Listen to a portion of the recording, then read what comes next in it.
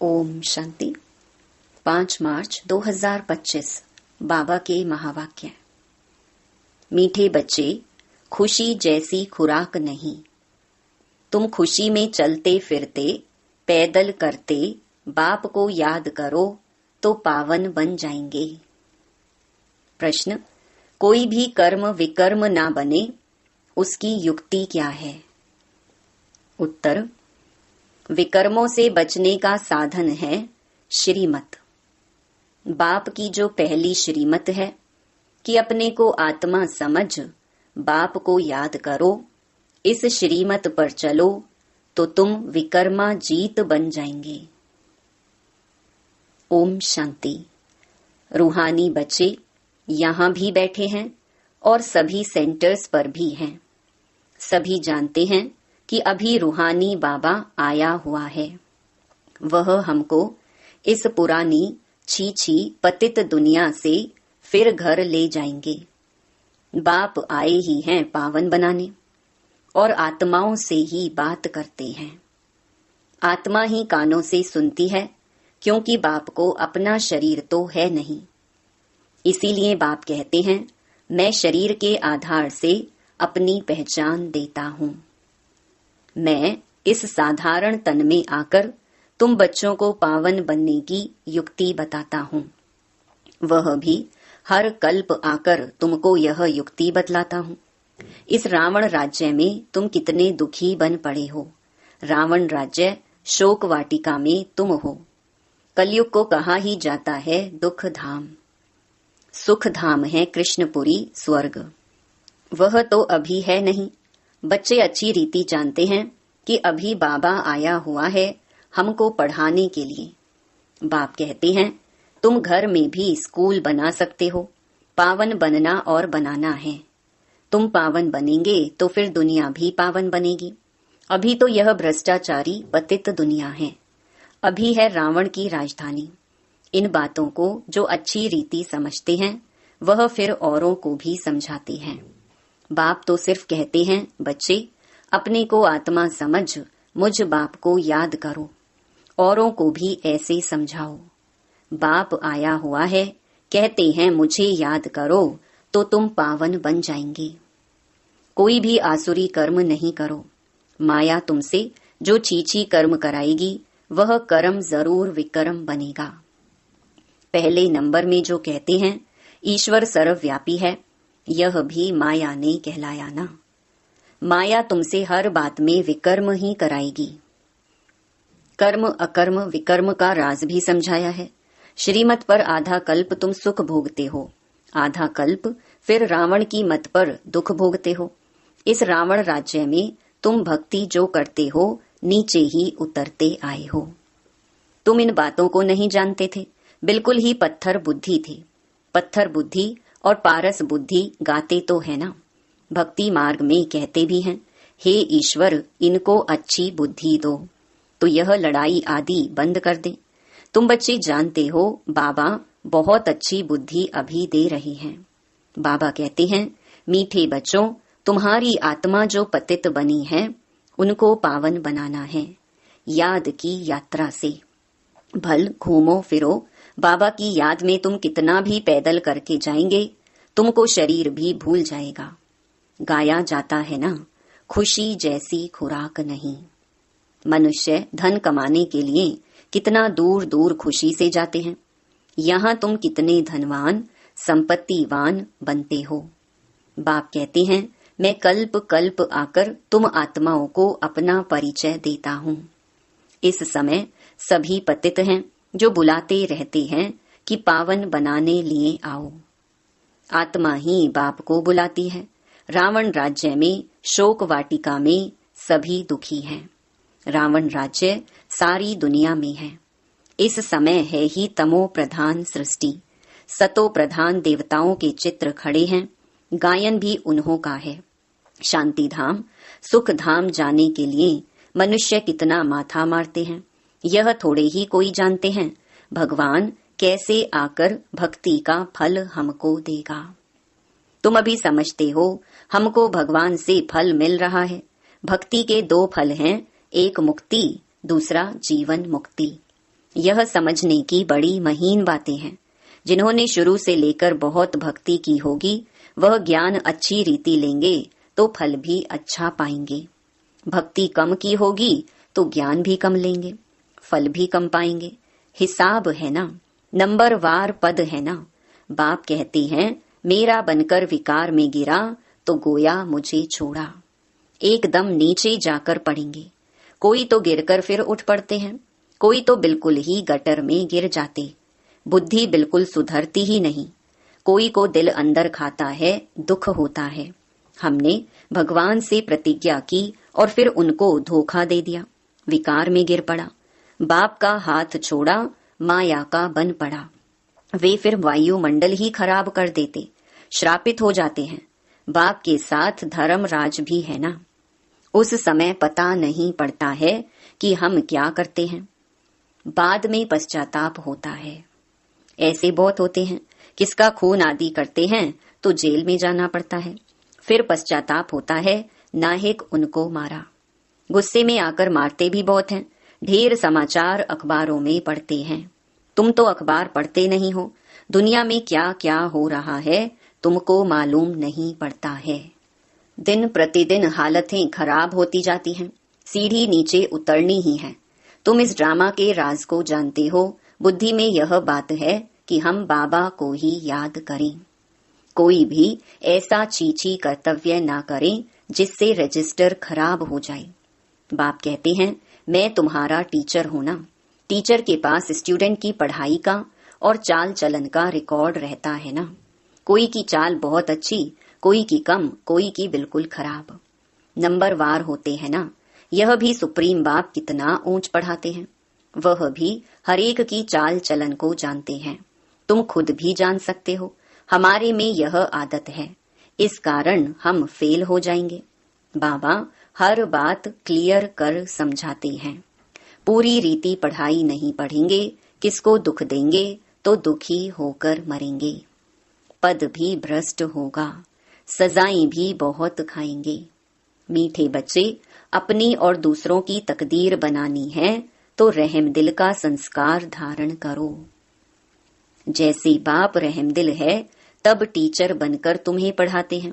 कोई बच्चे अच्छी रीति पढ़ते और पढ़ाते हैं, इसमें रहम दिल बनना होता है। टीचर रहम दिल है ना। कमाई का रास्ता बताते हैं कि कैसे अच्छा पोजीशन तुम पा सकते हो। उस पढ़ाई में तो अनेक प्रकार के टीचर्स होते हैं। यह तो एक ही टीचर है। पढ़ाई भी एक ही है, मनुष्य से देवता बनने की। इसमें मुख्य है पवित्रता की बात। पवित्रता ही सब मांगते हैं। बाप तो रास्ता बता रहे हैं, परंतु जिनकी तकदीर में ही नहीं है तो तदबीर क्या कर सकते। ऊंच मार्क्स पाने का ही नहीं है तो टीचर तदबीर भी क्या करें। यह बेहद का टीचर है ना। बाप कहते हैं तुमको और कोई सृष्टि के आदि मध्य अंत की हिस्ट्री ज्योग्राफी समझा ना सके। तुमको हर एक बात बेहद की समझाई जाती है। तुम्हारा है बेहद का वैराग्य। यह भी तुमको सिखलाते हैं जबकि पतित दुनिया का विनाश, पावन दुनिया की स्थापना होनी है। सन्यासी तो है निवृत्ति मार्ग वाले। वास्तव में उन्हों को तो जंगल में रहना है। पहले पहले ऋषि मुनि आदि सब जंगल में रहते थे। वह सतो प्रधान ताकत थी तो मनुष्यों को खींचते थे। कहां कहां कुटियाओं में भी उनको भोजन जाकर पहुंचाते थे। सन्यासियों के कभी मंदिर नहीं बनाते हैं। मंदिर हमेशा देवताओं के बनाते हैं। तुम कोई भक्ति नहीं करते हो, तुम योग में रहते हो। उनका तो ज्ञान ही है ब्रह्म तत्व को याद करने का, बस ब्रह्म में लीन हो जाएं। परंतु सिवाय बाप के वहां तो कोई ले जा ना सके। बाप आते ही हैं संगम युग पर, आकर के देवी देवता धर्म की स्थापना करते हैं। बाकी सबकी आत्माएं वापस चली जाती हैं, क्योंकि तुम्हारे लिए नई दुनिया चाहिए ना। पुरानी दुनिया का कोई भी रहना नहीं चाहिए। तुम सारे विश्व के मालिक बनते हो, यह तो तुम जानते हो। जब हमारा राज्य था तो सारे विश्व पर हम ही थे, दूसरा कोई खंड नहीं था। वहां जमीन तो बहुत रहती है, यहाँ जमीन कितनी है, फिर भी समुद्र को सुखाकर जमीन करते रहते हैं, क्योंकि मनुष्य बढ़ते जाते हैं। यह जमीन सुखाना आदि विलायत वालों से सीखे हैं। बॉम्बे पहले क्या थी, फिर भी नहीं रहेगी। बाबा तो अनुभवी है ना। समझो अर्थक्वेक होती है, वह मूसलधार बरसात होती है, तो फिर क्या करेंगे? बाहर तो निकल नहीं सकेंगे। नेचुरल कैलेमिटीज तो बहुत आएंगी, नहीं तो इतना विनाश कैसे होगा। सतयुग में तो सिर्फ थोड़े भारतवासी ही होते हैं। आज क्या है, कल क्या होगा, यह सब तुम बच्चे ही जानते हो। यह ज्ञान और कोई दे ना सके। बाप कहते हैं तुम पतित बने हो, इसीलिए अब मुझे बुलाते हो कि आकर पावन बनाओ। तो जरूर आएंगे, तब तो पावन दुनिया स्थापन होगी ना। तुम बच्चे जानते हो बाबा आया हुआ है। युक्ति कितनी अच्छी बतलाते हैं। भगवान उवाच मन मना भव। देह सहित देह के सभी संबंधों को तोड़ माँ मेकम याद करो। इसमें ही मेहनत है। ज्ञान तो बहुत सहज है, छोटा बच्चा भी झट याद कर लेगा। बाकी अपने को आत्मा समझ और बाप को याद करे, वह इम्पॉसिबल है। बड़ों की बुद्धि में ही नहीं ठहर सकता, तो छोटे फिर कैसे याद कर सकेंगे। भल शिव बाबा कहें भी, परंतु है तो बेसमझना। हम भी बिंदी हैं, बाबा भी बिंदी है। यह स्मृति में आना मुश्किल लगता है। यही यथार्थ रीति याद करना है। मोटी चीज तो है नहीं। बाप कहते हैं यथार्थ रूप में मैं बिंदी हूँ, इसीलिए मैं जो हूँ जैसा हूँ वह सिमरण करें। यह बड़ी मेहनत है। वह तो कह देते परमात्मा ब्रह्म तत्व है, और हम कहते हैं वह एकदम बिंदी है। रात दिन का फर्क है ना। ब्रह्म तत्व जहाँ हम आत्माएं रहती हैं, उनको परमात्मा कह देते। बुद्धि में यह रहना चाहिए मैं आत्मा हूँ, बाबा का बच्चा हूँ। इन कानों से सुनता हूँ, बाबा इस मुख से सुनाते हैं कि मैं परम आत्मा हूँ, परे ते परे रहने वाला हूँ। तुम भी परे ते परे रहते हो, परंतु जन्म मरण में आते हो, मैं नहीं आता हूँ। तुमने अभी अपने 84 जन्मों को भी समझा है, बाप के पार्ट को भी समझा है। आत्मा कोई छोटी बड़ी नहीं होती है। बाकी आयरन एज में आने से मैली बन जाती है। इतनी छोटी सी आत्मा में सारा ज्ञान है। बाप भी इतना छोटा है ना, परंतु उनको परम आत्मा कहा जाता है। वह ज्ञान का सागर है, तुमको आकर समझाते हैं। इस समय तुम जो पढ़ रहे हो, कल्प पहले भी पढ़ा था, जिससे तुम देवता बने थे।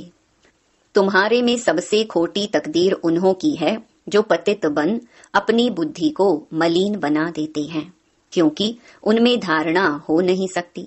दिल अंदर खाती रहेगी। औरों को कह न सके पवित्र बनो, अंदर समझते हैं पावन बनते बनते हमने हार खा ली, की कमाई सारी चट हो गई। फिर बहुत समय लग जाता है। एक ही चोट जोर से घायल कर देती है, रजिस्टर खराब हो जाता है। बाप कहेंगे तुम माया से हार गए, तुम्हारी तकदीर खोटी है। माया जीत जगत जीत बनना है।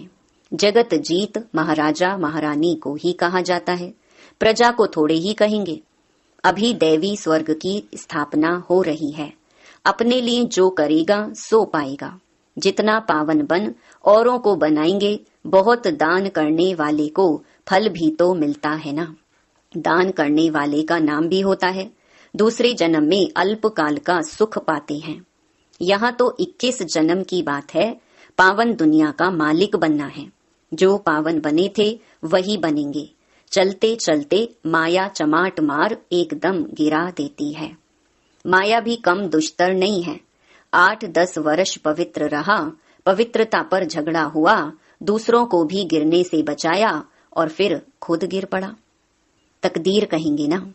बाप का बनकर फिर माया का बन जाते हैं तो दुश्मन हो गया ना।